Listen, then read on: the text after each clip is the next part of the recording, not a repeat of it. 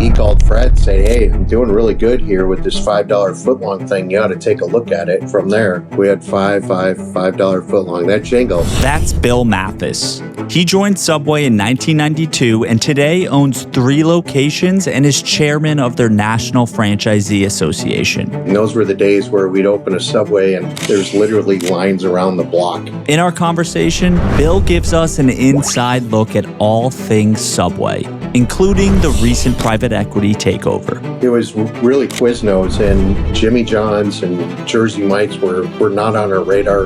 We had a board meeting that day when the Jared news broke out, and it was kind of a shocker because nobody knew. It was a very affordable way to get into business for yourself. Fred said so. One of his goals was to have more locations than McDonald's. Then as more stores started getting built, people started to realize some of my sales are being taken away from here and here and here. Have you noticed a change in how things are run since Roark Capital has taken over? For people who don't know you yet, how did you get involved with Subway, and at what point was this when you got involved with the brand? Well, it's I don't know if it's a good story. I think it's a good story. So my dad was really successful in real estate, and I thought, I worked for Domino's Pizza and a brand called Steak and Ale at the time, and I was just kind of getting restaurant burnout at a young age. And so I thought I'd follow in my dad's footsteps and do real estate, and I'm an awful salesperson. That didn't work out, and I knew it was in my blood to get back in restaurants, but I didn't want to do that daily in the restaurant daily grind. And I found this job opening for a business consultant, or they called it a franchise consultant, with Subway. And I went through 3 or 4 interviews and I got the job. And that was in 1992, I believe. I was hired in February of 92. So I got my feet wet by understanding the operations of the stores and then visiting all kinds of restaurants that throughout the state of Minnesota and part of North Dakota. And I really got to learn about the business. And so fast forwarding a little bit to, it was about 2001, I believe, there was a restaurant that closed up in northern Minnesota. And my boss asked me if I knew anybody who wanted to buy it. And my wife and I had like $500 in the bank account. We had just bought a house. And I said, I do. And so he said, well, talk to me in the office after the meeting. And so I went into his office and he was willing to loan me the money. And I went home, told my wife, and she said, you're crazy. We lived in Minneapolis. She had a great job with Sodexo Marriott. And anyway, so he loaned us the money and we bought one store. And at one point we had 4. That's kind of a quick story on how I got involved in Subway. And from the time of 92 when I was hired to today, I've seen a lot of different things. And so your role leading up to eventually becoming a franchisee was like primarily supporting the existing franchisees, or what was kind of your day-to-day like in that position? Yeah, well, when I first started, I thought I was set out to be a policeman, and I'm going to tell everybody what they're doing right and wrong, and everything's black and white. And as I grew as a person and understood the role better, that became less and less of my objective, and it was more to help people. And I continued doing this after we bought our first store for maybe a year and a half or so. And then I really understood it because now I was on the other side as an owner and understood all the different things that really come into a factor when you come in for an hour and a half or 2 hours of a snapshot. You don't understand the business. You get it to a degree, but you don't fully understand it as an operator. So that really changed me at that time. And did that role evolve at all from like when you started in the 90s to the time that you actually became a franchisee in the early 2000s? Or was it pretty much same position? You're in charge of a territory in Minnesota and just kind of working with the local? Yeah, a little bit of that. And that was in the real heyday of Subway when they were really growing. So I did a lot of store openings, meaning that I would spend time with a franchisee for 10 consecutive days, which got to be pretty long. If there was their first store, we were required to be there for 10 days. So I would be there a few days before they opened and spend a week with them. And, it was rather interesting. Those were the days where we'd open a Subway and there's literally lines around the block because these, especially in small towns, so it was like, hey, we're getting a Subway. Our little town is on the map, and while the town might be 5 or 10,000 people, I mean, it was a big deal. So it was really fun to be a part of. And he had, part of my responsibility too is store design or helping them order equipment. So I did a lot of things. So before I became a franchisee, I knew a lot of what needed to happen, how it needed to happen, and why it was happening, which gave me a real step up on what many people experience the first time when they get into a business. Can you share more about what the buzz and what like just the general sentiment around Subway was at that time? Where because I think hearing that today, it might to some people it might be surprising that Subways were getting longer on the block, right? Like that's only associated with, especially in this era of TikTok and Instagram. Like there's these viral, like crumble cookies is one that's they've kind of had a viral blow up in recently, and they've had like lines around the blocks. But I think it's those things are typically associated with.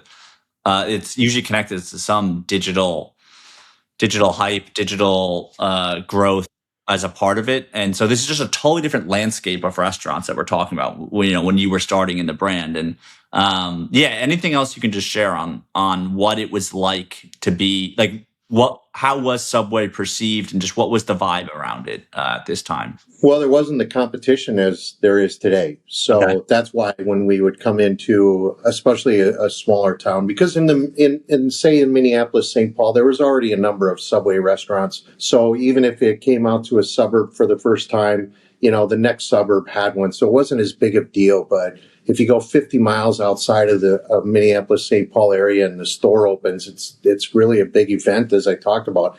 I can't imagine what it would have been like if we had actual social media back in those days. I mean, this was truly organic. People were so excited about the store opening, and there was no deal. It was just, hey, we're coming to your town. It was always a local owner who typically lived in that town, and maybe his kids were in school.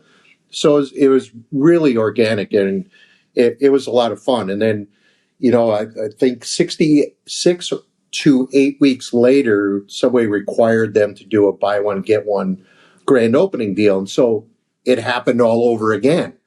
So it was just it was a lot of fun. It was a lot of work, but it was a lot of fun. Just as someone who's like studied different franchises, I know Jersey Mike's didn't start franchising, say, till like the late 1980s. So they're just getting started at this point. And more recently, they've gotten a lot of press for the acquisition that happened with Blackstone. But so I know Jersey Mike's would not have been on your radar at this time, but like Jimmy John's or Firehouse Subs, like was there really anyone else that was even on the radar? So for people listening nationally, probably wouldn't recognize this brand because everybody kind of had a regional sandwich shop. And at that time, it was Clark's Submarine Sandwiches. And Quiznos was around as well. Yes. So Quiznos was kind of like the first national brand, if I'm remembering correctly, that we had to stand up and take notice, at least in Minnesota.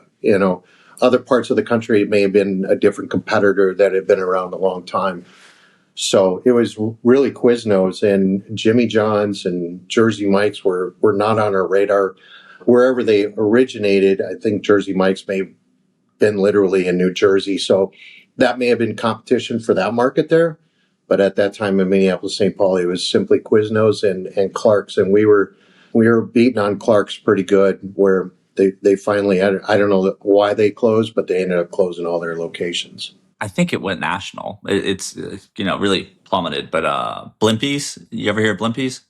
Oh yeah, See, Yeah. there's names. I don't want to age myself, but I can't remember everybody. But Blimpies, that's a good one. Miami Sub kind of took a little bit of a run too. I think both of those still may have some locations in various parts of the country. Yeah. Okay. All right. So they were at least somewhat known. Do you recall? I mean, I think Subway's always been more known as a more affordable franchise. So do you recall, like back then, what the startup costs were, and even, I mean, with lines out the block, let's say less less national competition. Do you recall like what the payback periods or anything like that were at this point in time? Well, I don't remember the payback periods because as a franchise consultant, I didn't get in. I could see the P&Ls, I could see some different, metrics, but I didn't really understand how quickly the ROI was. But what I can tell you is, if memory serves me correct, the franchise fee was maybe $10,000. And all in to turn the key, say in a typical traditional strip center, if it was over 100,000, people were getting squeamish on this is getting to be a little too expensive. There were stores that were opening that were costing people 70 to 80,000. All equipment in, the store ready to go, and certainly the sandwich prices were different today than they were back then. So it's economy of scale a little bit, but it was a very affordable way to get into business for yourself, and that's what was so attractive. And what Subway did was they took it on the back end. The royalties were higher, so you could get in a little bit cheaper. You didn't need as much cash. Like a McDonald's franchisee required quite a bit of equity coming in, so they got it back on the royalties on the back end. But everybody was making money, everybody was happy, and nobody cared about that 8% royalty. I mean, they cared, but I mean, it wasn't as significant as it seems as though it is today. Okay, I gotcha. Well, thinking about kind of the leadership at the time, and whether it's that when you're a consultant or even when you're building out your first few Subway stores. I mean, I think you mentioned on our pre-call, I think your exact quote was like Fred DeLuca. And for those who don't know who are listening, I'm Fred DeLuca's co-founder of Subway, but really became the face of the brand, I would say. Peter Buck was kind of more a silent partner. But yeah, you said Fred DeLuca really listened even when he disagreed. So what did that feel like just working with him as a part of the brand? Well, I didn't have the opportunity to work directly with him as some did. But as I became a franchisee, he would have multi-unit owner calls. And these calls were only for people that own 3 or more restaurants. And he literally would ask questions and take a poll of all of us. And maybe it was a good idea. Maybe it wasn't a bad idea. I don't know. But it really felt like he was listening and gave input. I remember some votes that he took, and he made the decision a week later to change it based upon our input. And I know from talking to other people, who had direct interaction with him, he would certainly take a call, he would listen, and he may not always agree, but franchisees were so important to him. And I think that was, without knowing him well, he built the brand. And so he needed these people to come along with him for the ride. And it was really kind of, I felt like at times it was family. But as we got bigger, that's harder to keep that continuity of so-called family going. But those calls, and I know some people in most recent leadership, and I'm not saying the current regime that's running Subway, but in the past thought, geez, it was kind of a quirky way to get responses and get things done. But I can remember one example is, brewed tea is very popular in the South. Okay. But in Minnesota in January, it's not popular at all. So the vote was, should we carry this tea all year, or should we have it, where northern states can carry it for maybe 6 months out of the year? If I recall, that was one of the votes. And a week later, he made the decision, and he really felt like he had some input. It's fascinating. Yeah, I mean, it's one of the rare stories in franchising of a founder who really, took it from location one through to, a national brand. Usually there's a transaction before the founder exits earlier. Did you have any insight into like what the growth philosophy was of the brand at that time, or like what the messaging was to you as a franchisee? Because obviously, like, you're focused on your stores first and foremost, right? It's like, let's make sure our stores are operating well, they're making money. But did you have an eye on like what the brand was doing and where else, what they were doing internationally as well as nationally? Well, selfishly, internationally, I really didn't care. If they want to grow the business, that's fine. And if it can help us with visibility or whatever, that's fine. But I was more concerned about, my little region, my neighborhood, and what was happening nationally to a degree. And what I started seeing, and I don't recall the year, but shortly after I became a franchisee, is And even a little bit before I came a franchisee, it was how many stores can we get built? And I know it came out that, and I think Fred said so, one of his goals was to have more locations than McDonald's.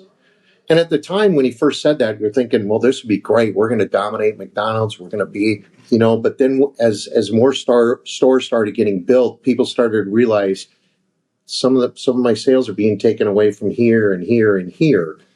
And even in our own neighborhoods, we would have to look at, well, how close do I want to build a store to my own? And if somebody else wanted to do it, there were times that we had to go through a process where they had an ombudsman department that would make some decisions on who would get that store. And, that was a difficult time. So it was really, you're going to do the store or somebody else is going to do the store. And that was the growth pattern. That's how Subway was going to grow. And that was Fred's goal. But at that time, that's when people really started to realize, geez, maybe we've got too many. Maybe we need to spread this thing out. But still, sales were chugging along. And, I don't remember what year it was, but the $5 footlong came along and everybody was doing great, making money. And so you kind of forget about these things, you just keep chugging along. Yeah, well, I want to talk about that in a second here, but I guess I'm curious. Given when you talked about these multi-unit calls that you're on, where at times maybe earlier in the brand it felt like a family, but it seems like Fred DeLuca really did make an effort to hear out the franchisees and wanted things to go well for them. So was there ever either at a convention or on one of those calls where someone was just like, hey Fred, the store count is impacting all of us at certain points. Was that ever just a topic that he addressed face to face or to a group? Yeah, I think there was a group of people that, in order to grow this brand, he needed what you would call boots on the ground. I hate using terms that everybody uses, and they were called development agents, and their job was to develop these territories that they bought into and signed a contract for. So I think there was probably many discussions amongst that group with Fred that said, hey, we might be going too fast here. We might be getting too clustered. But again, even if the sales weren't growing as fast per location, they were still growing. And so it was hard to say, well, he's wrong. You only could say he was wrong after kind of the damages had been done, if you will. I got it. And these development agents, were they area developers or were they employees of corporate? No, they were area developers. So each one of them had a contract with the company was Doctors Association Inc. All the contracts were different on how many locations they had to open up. They had responsibilities to, help service the franchisees, those kinds of things, helps with equipment ordering and plans. And one of their other jobs was to open locations, and they got paid a percentage of sales of what came in on their territory. So in some cases, development agents may not have had the foresight to see if I grow too many, that may actually be damaging. And some of them were pretty good about trying to stay within the parameters while still meeting the expectations of their contract. Okay, so they were true, yeah. So they were opening their own stores, but then also doing the local recruitment in addition to that. Yeah, some of them, many of the development agents own stores, but their main job really was to find people to invest in open more franchises. Mm-hmm. I know we touched, we kind of alluded to the $5 footlong, but before that, there was what I would call a mini sandwich war or maybe it wasn't mini. We'll find out. But Quiznos kind of had their moment in the spotlight before the $5 footlong was introduced, at least nationwide, to kind of set the stage for the listeners, right? At their peak, Quiznos had 5,000 stores. That was in 2007, and they were doing close to $2 billion in revenue per year. I mean, today they have less than, I think, 100 stores or maybe around 100, 200. So obviously a fraction of what they used to be. But yeah, what was that like for you as, I think, a multi-unit owner at this point where Quiznos is taking market share? And I'm sure you're seeing the commercial. You probably saw the Super Bowl commercial with the Sponge Monkeys, if you remember that. I don't. Okay, I bet if you saw it, you might be like, "Oh wow, I do remember." It's pretty unique. I'll send it to you after. But yeah, what did that feel like for you? Just noticing another brand starting to gain popularity. Yeah, I'm glad you brought that up because We were running well as a company, and especially in the Minneapolis-St. Paul market, Minnesota, North Dakota, Western Wisconsin, and nationally doing well. And there was this Quiznos that was doing something that we weren't. And they were heating up their sandwiches and toasting them. I think the thought was this could really damage us, and we may continue to maybe not lose market share, but we weren't going to gain market share as quickly as we were. I wasn't part of these negotiations at this time, what I'm going to talk about, but I'm somewhat familiar with them. And that is our Pepsi contract was up, our beverage contract with Pepsi. And so they negotiated with Coke and Pepsi. And one of the things that Coca-Cola offered, or we requested, but at the end of the day, was they were going to put toaster ovens in our restaurants. And it was no cost to the franchisees. I'm sure there's no free lunch, right? But we didn't have to outlay any cash. It was simply, here's the equipment. The only thing you're going to need to do is make sure you have the right electrical service because it takes a lot of power. So you may need to upgrade on that, but that was a few $100s if I remember. Maybe today it's probably a couple thousand in today's economy. But so it was really painless. And I remember as a franchisee, I'm thinking, this is going to be good. We're going to be able to take on these people. We're going to have what we always have. And now we're going to have the toasted and heated sandwiches. I know Quiznos made some internal mistakes that had nothing to do with Subway on why they struggled, but that was certainly a big impact and a big hurt against them, no question about it. So that beverage contract that got done, where we ended up with free toaster ovens, was amazing. I think it's an underrated aspect of, obviously Subway had thousands of locations in the US already. And it's not simple, even for something, it might sound like easy to just like, everyone go buy a toaster oven, but to like roll it out in the proper way across thousands of locations in America, there's a big effort there. And it's not just getting the equipment installed. It's then like, there has to be some process around making the sandwiches doesn't disrupt the rest of the sandwich making process. So yeah, to have Coca-Cola come in as a capital partner, that's a really big advantage. And I take it, I'd have to check this. I wonder if I take it Quiznos did not have a contract with Coke, or maybe they did and Coca-Cola just didn't care. Yeah, but I don't know. But we had been with Pepsi for quite a long time. I don't know if since day one, but for quite a long time. And so Coke got really aggressive. And so it certainly benefited us. Did you notice a uptick in sales after you guys had the toasters? And like, was that like a part of the marketing from that point? Like, hey, Subway now is toasted subs. I don't really recall what it did for our sales. I think one thing people were concerned about is how much is this going to slow down the sandwich line and take up more time for the customers? How much is that going to impact us? And if I recall right, it really didn't impact us much at all. But I don't think because we brought those in, all of a sudden we saw a 20% sales growth or something like that. I'm sure it's very incremental, but certainly people took advantage of it and wanted to try that product. So it gave us another offering and a real big boost in the market. Would you view that whole era as like, was there fear amongst Subway franchisees that you guys were losing a foothold, or was it you guys still felt like the comfortable leader in this category, and there was just, it was like, okay, they've kind of earned they took up, or I'm struggling to articulate it. I guess like, I think I know where you're going. Like, they were doing well enough where you acknowledged them, and there was some respect for, hey, we should pay attention to them. Yeah, I think that's perfectly well said.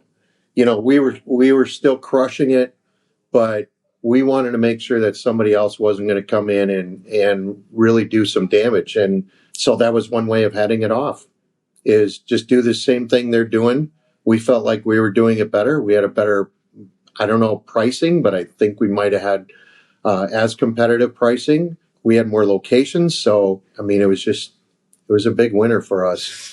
But it's probably something that's not going to get talked a lot about, because it would be interesting to know if people who made those decisions, and probably it was really a lot of Fred, if they had said, no, we don't need this, we can beat them anyway, how things would have played out.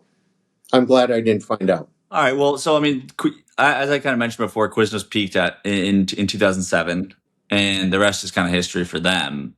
But the year after that is when the $5 footlong officially like launched nationwide. Although I do believe, I think a franchisee in Miami, from what I read, started it in 2005 or like tested it in 2005, and then it made its way up to corporate. And anyway, yeah, I mean, we can start there. Do you know the Miami? Did you know of the Miami franchisee at that time that came up with this idea? At that time, I did not. I had heard of the name, and over the years, I got to know him a little bit. So, very interesting guy. His name was Stu Frankel, a great guy. And I think he's out of the Subway system right now.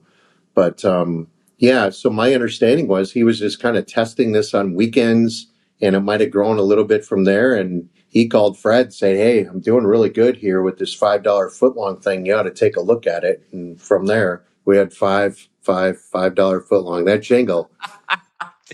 Yes, that's it. Nice, man. That Wow. was a horrible attempt at karaoke. Yeah, no, it was good. I was like, is he going to do it? And he did. So I appreciate that. And so, what was the like internal temperature of franchisees? Like, did this $5 foot long from Stu? I think you said. I mean, were people like, "Oh, this is going to be big," or was it still an unknown? Because I'm assuming Fred tested it in other markets before he went nationwide with it. That I can't speak to. What I can tell you after learning it, and at that time, the advertising board and the funds were controlled by an elected board of franchisees. It was a trust fund, and it was controlled by franchisees. So when Fred brought this idea to that board, which I did not sit on, but I know people who did at the time, it was a real internal battle on whether they should do this, because $5 on any footlong, still even at that time, was, I'm guessing, was maybe $2 to $3 on some of the higher price sandwiches discount. That's pretty big. And so there was some concern that this was not going to go well for franchisee profitability. And to my understanding, it might have cleared and passed by one vote, maybe two, in that board. So that was almost close to failing. So it almost And didn't come to market, is what you're saying. correct. It wasn't a majority. Like, let's say there was, I don't know how many people were on the board, but just using a number, let's say there was 10. It wasn't like an 8-2 vote. It might have been a 6-4 vote or something like that. I don't want to be dramatic, but it's like that's like a different world that we're living in. If the $5 footlong doesn't exist, I mean, that the commercials alone are etched into my memory. And the question is, and this is all speculative, but would Subway be in a better position today if we didn't do it?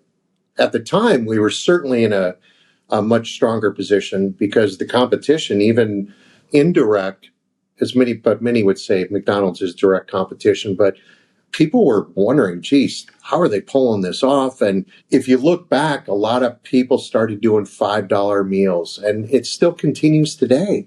But the thing about the $5 footlong is there wasn't a good exit strategy to it, because I think everybody thought maybe it was going to be a one and done promotion, but it kept carrying on. We used to do it 2-3 times a year, I believe. And so it became ingrained in people's heads. And if you go onto social media and read some comments, you still see people stating, bring back the $5 footlong. I know. I mean, the economies of scale are so much different today. To do that would, I don't want to say that people would go broke, but there's not a lot of margin in a $5 footlong these days, if any. No. Yeah. I mean, it's just not feasible with your input costs today. It's just a totally different ball game. And yeah, I think there's like a nostalgic longing for the way things were in the late 90s, early 2000s. But yeah, I mean, and it's across the board. I think pretty much every fast food brand has seen, there's customers calling for, hey, like, I want the prices back to where they were 20 years ago, but it can't happen. At the peak, though, like, let's say 2008 or maybe 2009, 2010, around that time, did you have 3 stores at this point? If you What year? Like 2000, let's call it 2010. I believe I had 4 then. Okay. And so, I mean, the $5 footlongs a few years into being nationwide, are you... can you talk about just whenever you felt like it was really humming? I mean, was there a noticeable, I know across the brand it did phenomenally, but like for your locations, did you see an uptick in foot traffic, revenue, and so on because of that promotion? Oh yeah, for sure. If I recall, one of the months they would do it was in February, which was really a good month for Minnesota because it's cold and people they're starting out and about as much. So you want people to get out and about. And I would have to staff my stores with more people. There was no question about it. Compared to, say, January, March was always a typically decent month because the snow is starting to melt and people are getting kind of that cabin fever, if you will. But yeah, I can remember scheduling extra people. Sometimes we had to even hire people because I knew the promotion was coming, especially in the midst of it. I don't remember when it ended, but after it gained traction, after a couple times we did it, people are just waiting for it. And I know other stores that were much busier than mine had to definitely staff up too. Did this, like, at least temporarily, given the traffic it brought and the revenue, obviously it was lower margin revenue, but did the volume in your mind and maybe just the temperature of franchisees is like, oh, like this is working? I think so. I think for the most part, I'm sure there were some who, wish it wouldn't happen so often or would just go away. But, I was happy with it. And many times I looked forward to it, especially when I'm talking like in the winter months, because it was a boost. It was a boost in sales and, of course, boost in profits. And that time of the year was always a struggle just because of the weather. No, that makes total sense that, slower winter month, that's a good way to get people coming in. Yeah, I mean, I guess we kind of touched on it, but do you think that, and you can answer this from the perspective of Subway, but even just being in the QSR world, right? I mean, Subway's not the only brand to have done or leaned into a value offering. Like McDonald's with their dollar menu, they used to market that aggressively. And I would say that in a similar way, like they've caught in flack for prices not being where they used to be at this point. So yeah, do you think that these discount promotions that they like, do you think there's a way to do it without becoming a victim of your own success? Boy, that is a great question, probably for some marketing expert. And you could probably put 10 of them in a room and they'd all have a different opinion. Yeah. Because there definitely has to be an exit strategy. And what is that exit strategy? I think you hit it well with McDonald's. Not knowing the internals there, but they couldn't afford to keep the dollar menu. They were probably driving ticket down. And once the people got used to it and it was there every day, that traffic incline was no longer happening. And as prices started, through insurance, payroll, whatever it is, all the expenses we have as business owners started to catch up and, it just wasn't working for them anymore. That's exactly what happened to us with $5 footlong. People got so accustomed to it, it wasn't that big deal anymore. And then they go, I need to get that deal. They'll have it in a little while anyway. And then the scale of economy started catching up to us and we were kind of stuck. And we couldn't go to $6 footlong. That was tried later, but people rejected that immediately. So you need a good exit strategy if you're going to really hitch yourself to a price that you're going to run for a long time and really ingrain it in consumers' minds. The old CEO of Taco Bell, Greg Creed, he's talked about that in the past, and he never really did discounts at Taco Bell, and he basically just doesn't believe in them because his thought is like you have to pay the piper someday, and he's like you're gonna regret it when that day comes. So, but it is interesting, and yeah, I agree. It's probably more marketing psychology type question. Well, at what point do you feel? I'd say like there was almost like a slew of like a few years within Subway, just a combination of sad things that happened between Fred DeLuca passing away and then bad press, let's call it. Like there was the Jared Fogle incident. There was, I think the tuna fish thing happened at some point, like a year after Jared Fogle so yeah, you have this wave of just bad press and it seems to coincide. I don't think it's why, but it seems to coincide with the peak of locations in Subway. Like I think it was 2016 was the peak. I'm talking domestically as well. But yeah, anyway, just again, from your perspective, was there ever, I mean, anything from this time frame where, maybe people started to definitively think, okay, there's too many Subway locations and we need to fix something because these bad marketing things are happening. Now we have somewhat of new leadership. Yeah, anything from those from like my perspective as someone who's just studying the brand from the outside, like I feel like the positivity had to have been at an all-time low around those years, if I had to guess. But again, you're on the inside of it, so I never would actually know. Yeah, I wouldn't say that the morale really dropped. I was on the advertising board for Minneapolis St. Paul Subways for a number of years, and I happened to be in the ad agency's office. We had a board meeting that day when the Jared news broke out, and it was kind of a shocker because nobody knew. And so, certainly that wasn't good press.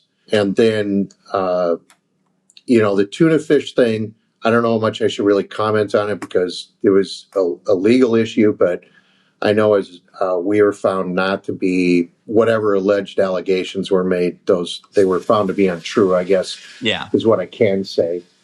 But, I think sometimes you have companies that, or even people sometimes that kind of get to the top, and people, I don't know what the right word is envious or something, but that's now a target. It's now a target. And so, I don't know. I mean, the latter, the Jared Fogle thing, that wasn't a target. That was just an unfortunate situation that nobody saw what was happening. It was a good thing for us at the start, but at the end, and I don't know if most people wouldn't notice this, but we went away from having spokespeople for a while. And that was the reason why, because you just never know. I mean, you can pick a celebrity out and think that person's, they'd never do anything wrong. And then all of a sudden, 2 weeks later, you might read in the newspaper, you go, what did that person do? Yeah. And what brand are they associated with? So it's a really tough thing for brands to hitch their wagons to people, especially, anybody in the limelight, because anything that happens, it's going to come out pretty quick, anything negative. Yeah, especially today. And I mean, oh, yeah. Especially, there's a lot of headlines circling with all the billionaires and some of the sketchy activities that may or may not have been done. So yeah, I hear you. Like it's definitely a risky thing for a brand at this point to back or put so much emphasis on one individual. You have a lot of key man risk there. I'd love to quickly just talk about the operations of a Subway. I think that's something that made the brand so successful and able to, especially with Fred DeLuca leading it and being able to scale it with as many locations as he did, was designing it to be this model that, we've talked about the economics. It's more cost effective to get open than a lot of the other concepts out there. But for you operating it, how, and especially now you own Caribou coffee locations, you own a pizza concept that you started. So you have some true operating experience in different types of cuisines. And, how hard is it to run a Subway? And I think most people listening to this or watching this will have been to a Subway, so they know the sandwich line. What is it like for you to learn it, and then also to teach employees to do it the right way? Well, that's an interesting question because the concept is really pretty simple. Probably the biggest hurdle has always been, and I've said this, is I'm not in the sandwich business. I'm in the people business because I've got to manage people. And if I don't manage people and I don't have good people, then the operations are nothing. And I think that can really apply to a lot of businesses, right? But it's not a difficult job. But when somebody is used to maybe just ringing in and just standing at a cash register, and I know those are all going away. We got kiosks coming into all these concepts. But or I'm just I hate to use French fries because now they're using automated, robots to make the French fries and stuff. But if you just have one single position to do at another quick service restaurant, the Subway thing is a little bit more difficult because we ask them to be able to do everything, to ring sales, to make the sandwiches, to bake bread, to bake cookies, and I'm just naming a few things without mentioning we got to keep the restaurant clean. So for some people, it is a little bit of a difficult job, but really it's simple. Subway has done a good job, especially during its core year of making the operation simple. And I know they keep working today on trying to simplify the process. So I don't know if I really answered your question there, but. Well, yeah, I think so. It sounds like it's a simple concept to grasp from an operating perspective, but maybe depending on where you're hiring from, there could be a mental adjustment where, yeah, like at some concepts you're doing one thing at a time, but I guess at Subway the expectation is you're making every aspect of the sandwich, then ringing the customer up versus having it compartmentalized. Probably the hardest thing is baking the bread, because we have timers, and we have now with new ovens, we have automatic steamers and all this fancy stuff. There's still an art to it, because if you pull it 2 minutes too soon, it's not quite right. If you let it go too long, it's not quite right. There is an art to it. So some people know that we call our employees sandwich artists. Sometimes we should call them baking artists too, but because there is a fine line, and that's probably the most difficult part of the job, because frankly, anybody can go in and say, I need to put 8 slices or 10 slices of turkey on a sandwich. I can do that. I can put cheese. I can put these ingredients on. You just tell me how much I need. That's pretty simple. But baking the bread is probably the most difficult thing, especially for young people to learn. No, it's super fascinating. Just like the different operating styles of all these different brands in the sector. Well, let's talk about the NAASF, because I know you're the chairman of it. And do you mind? Maybe we just start at square one. Like, what does that stand for, and how did you become the chairman? Yeah, it stands for the North American Association of Subway Franchisees. And how I became chairman, you just don't sign up and go, hey, I want to be chairman, right? So you've got to get elected to the board. And how do you get elected to the board? Maybe you should be involved in volunteering on some subcommittees, or they need help. So during COVID, there was some small committees formed, and I decided to step up and get involved and be a part of the association without being on the board of directors. And shortly after that, there was an open seat in the Midwest, so I ran for it. I was actually elected. Some cases people get appointed because there's nobody else ran against them, but I think it was 3 or 4 people that were running for the same seat, and so I won. I was part of the board for 2 years, and we elect new chair people, vice chair, secretary, and treasurer every year. And somebody said to me prior to that maybe you should consider chairman. I said, I don't want to disrupt, the current chairman if he wants to stay on as chair. I'm not that kind of guy. And interestingly, shortly before the election was going to happen, internally, he called me and said, maybe it's time I step down. I'll sit on it as vice chair, and if they elect you, you can be chair. And so I took it and ran with it. I was pretty nervous, not sure how to, communicate with members. And I'm still that way, because there's a fine line on how you communicate with members. But my real passion about why I got involved in it is through all my years with Subway as a field consultant or a franchisee, and sitting on some local boards and committees, I learned that people felt like they didn't have a voice at times. And even though Fred was open, there were so many franchisees, most people just couldn't pick up the phone and call Fred and say, hey, Fred, here's what I'm thinking. I'm Bill from Minnesota here. He was like, yeah, who are you? Yeah. You own 4 stores, really? And so I realized that people didn't have a voice. And I wanted to be a voice for people who felt like they didn't have one.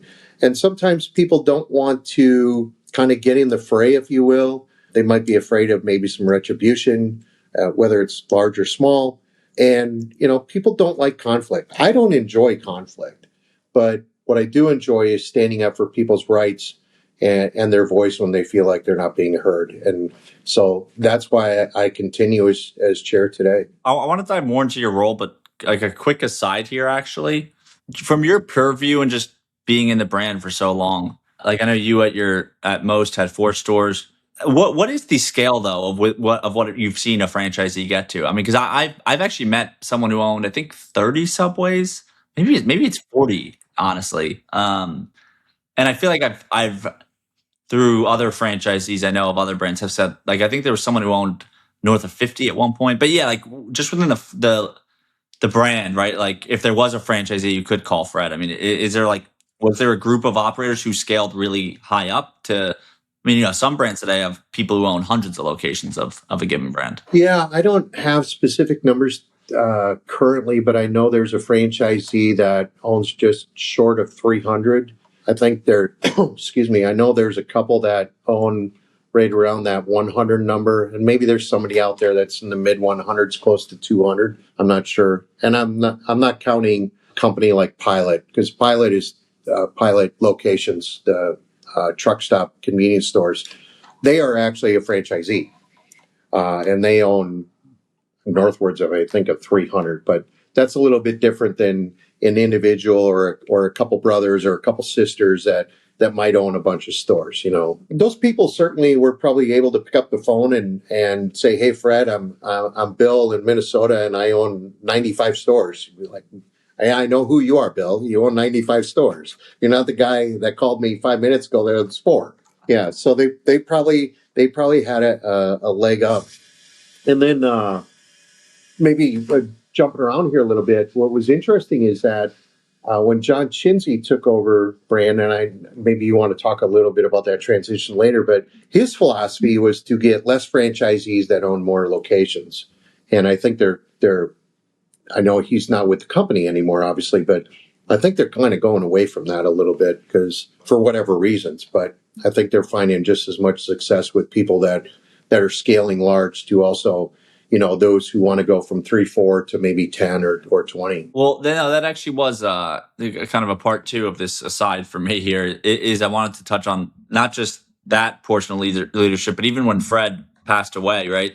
I know the DeLuca family still remained, at least in terms of ownership, at the helm. But yeah, like, was there any struggles in that transition? And did you guys feel it at the franchisee level at all? Yeah, we did.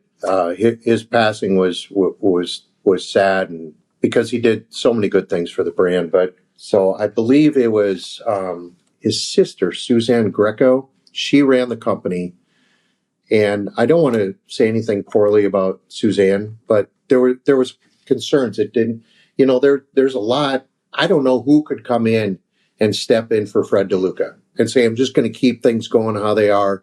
Everything's going to be great." That had to be an awfully difficult position. And from my understanding, but not being there, so this is a little bit of hearsay, but from what I've heard, there were some internal struggles on who was going to run the company next and some internal battles.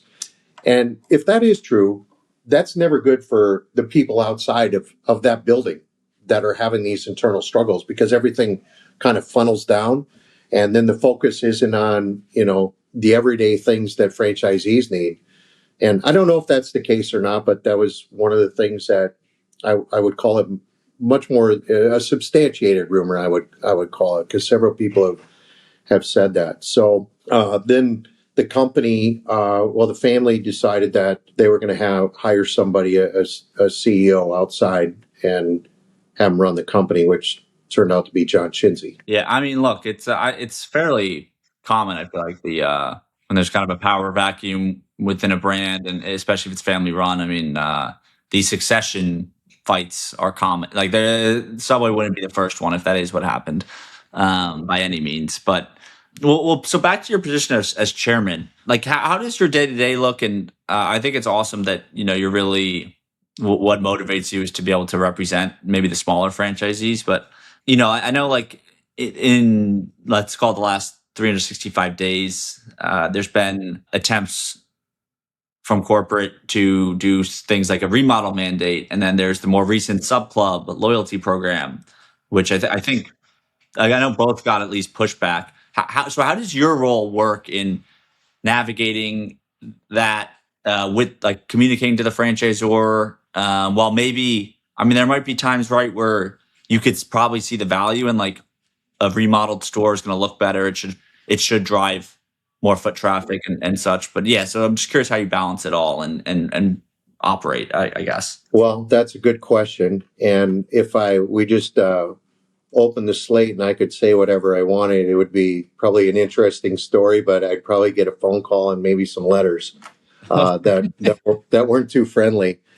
But touching on a couple things with the remodel, I just, the organization, the association, I should say, is not opposed to remodels, because the restaurants need to stay good looking. Otherwise, customers will just stop coming. Even if it's the cleanest restaurant you've ever been in, when something is old and tired, the word that doesn't come to mind is old and tired. Maybe for some it does, but dirty. It's dirty because it looks old. It's dirty. You know, you walk into a new restaurant and you're like, oh my God, it's clean, it's bright, shining, everything's, you know, fantastic.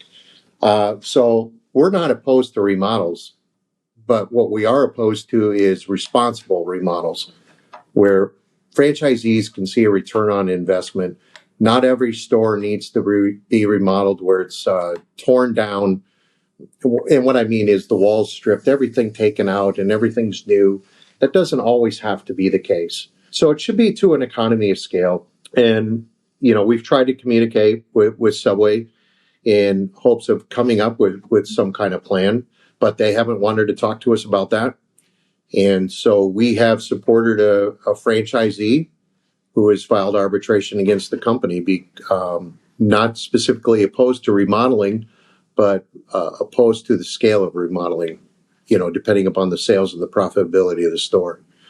So I can't emphasize it enough. We're not opposed to remodeling. It's just, it's got to be right. Hearing that, but then also thinking through, you know, you feel like maybe corporates gotten away from the less owners owning more stores, which typically, right, that means more well-capitalized operators are coming in if you're getting big multi. So, and like, to me, then it's like, okay, like an initiative like a remodel is actually more doable. Yeah, I mean, I know John Chinzey's not part of the brand anymore, and Roark Capital, you know, most people in the industry know they bought Subway, acquired Subway. I mean, yeah, have you, as a franchisee, as the chairman, I mean, do you, and like, I mean, you've been through it since Fred DeLuca was leading it for decades. So different owners and like everyone brings a different mentality to a business that they own. I mean, how has things changed if you're, and look, if you don't want to answer this one, it's fine. I'm kind of just, it just came to my mind. But yeah, like how have you noticed a change in how things are run since Roark Capital has taken over? And they obviously have tons of experience with other brands in the food space.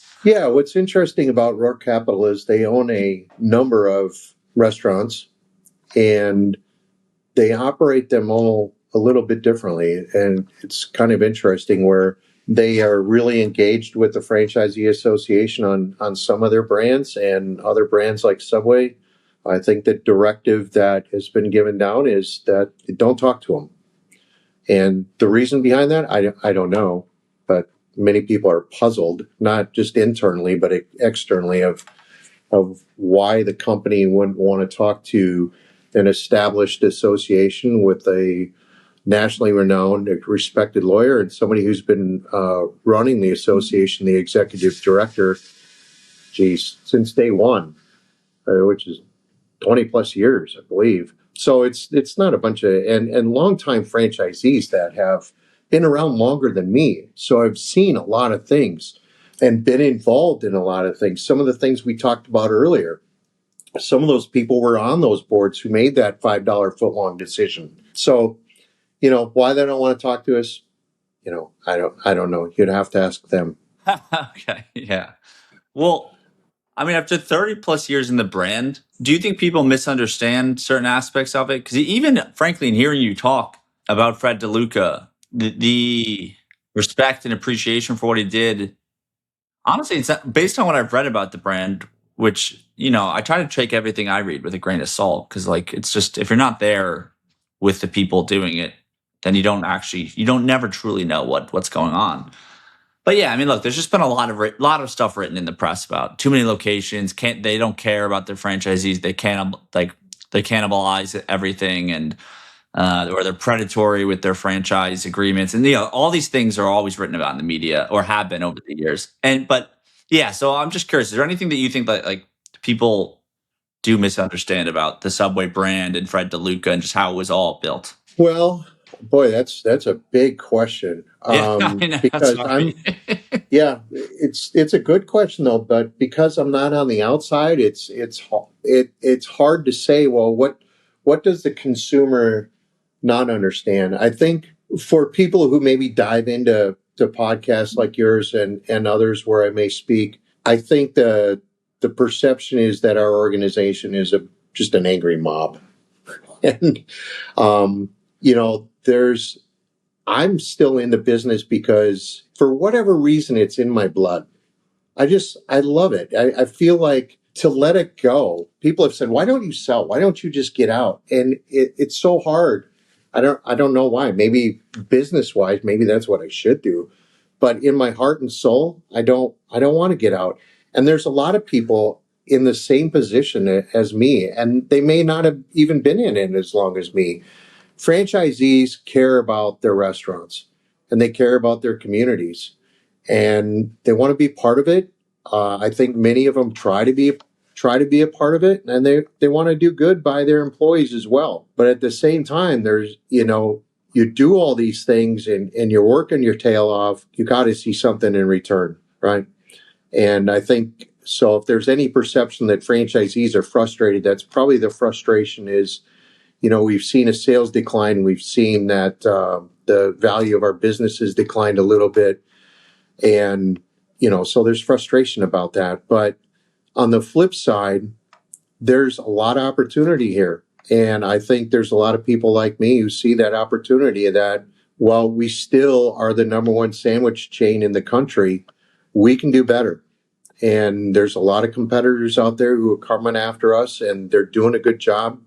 But I think there's plenty of sunshine on the horizon for this brand. I mean, just the fact that you mentioned that there's people who own 100, 200 plus stores. I didn't realize that people are at that scale within Subway. And, I've had some large guests on this show. People like, I had someone who owns over 100 Dunkins and a few others. And yeah, so there's a lot of like people with that mindset. But yeah, it is interesting. Just, Subway has so much history. So it is just, it's a fascinating brand. And yeah, I mean, you mentioned it, in terms of, right, like, I mean, I had a question here that was, do you think Subway can become the dominant sandwich chain? But but in terms of revenue, Subway is and has been number one for a while. Yeah, we just need to get our unit economics up. And there are stores that probably need to be closed. And it's not because of the operator. It's just, cities and landscape change. And maybe 20 years ago, there was a great location, but because commerce has shifted to another side of the town or the roads changed a little bit, maybe the store just needs to go away. That's okay. That doesn't mean it was a failure. It was a great success at one time.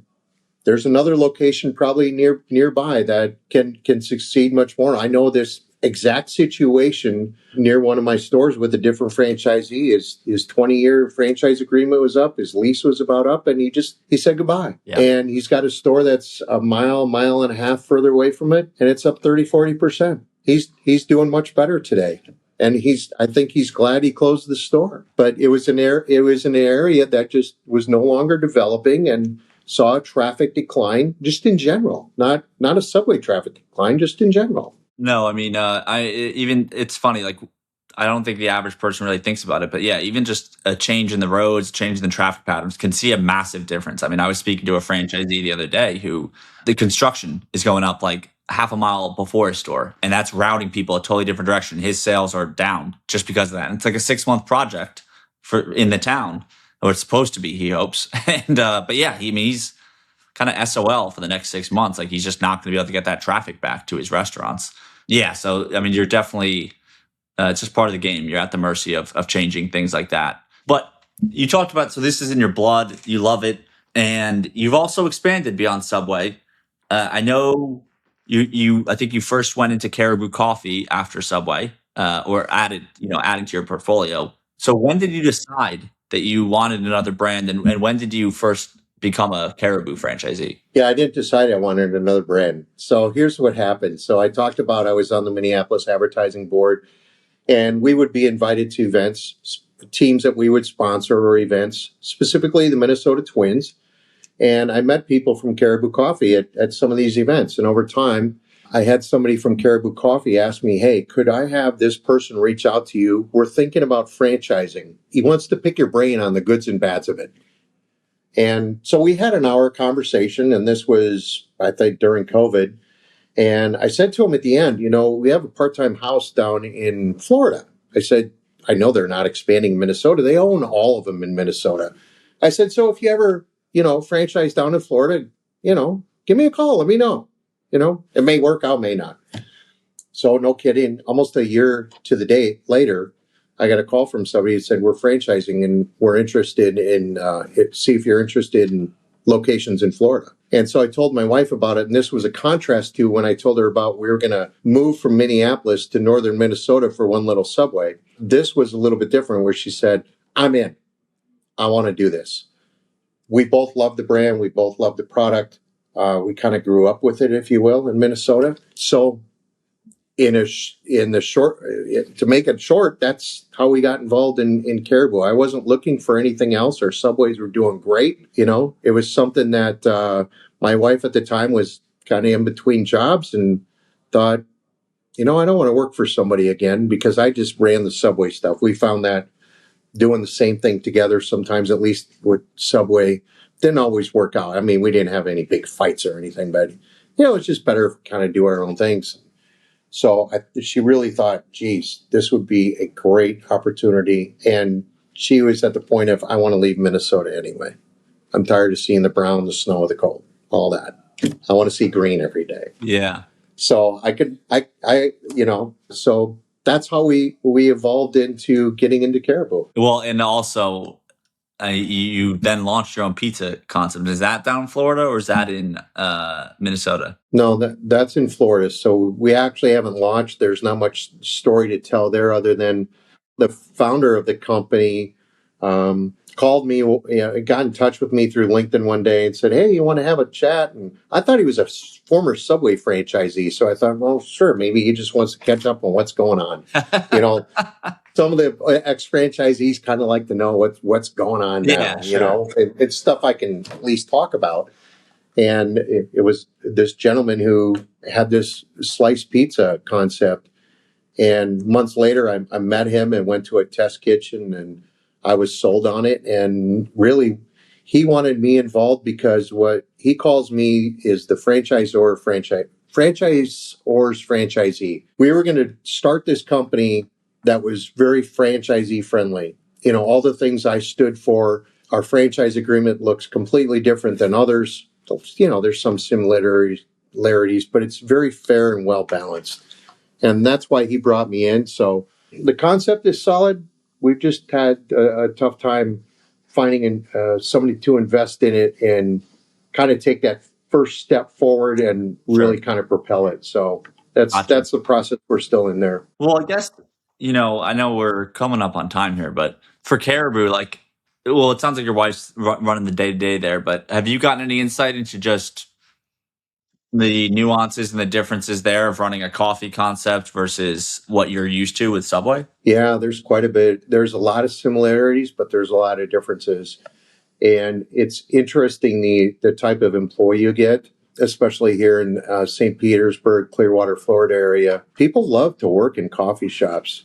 It's still kind of cool. I got to tell you, working at Subway is not, the teenagers don't look at it as cool. It's a great place to work. We have a great environment and we do a lot of things well there. But, for the younger generation, I think it's kind of cool to work in a coffee shop. And I didn't realize that until we started hiring. We opened our first location and I think we had 35 applications in 3 days. And I'm like, where is this at Subway? Well, we're also kind of the new kid on the block down here and people like new, like I was talking about before. You walk into the shiny, clean new. Yeah. Everybody likes new, right? Yeah. So this is the new guy in town or the new gal in town, the new brand.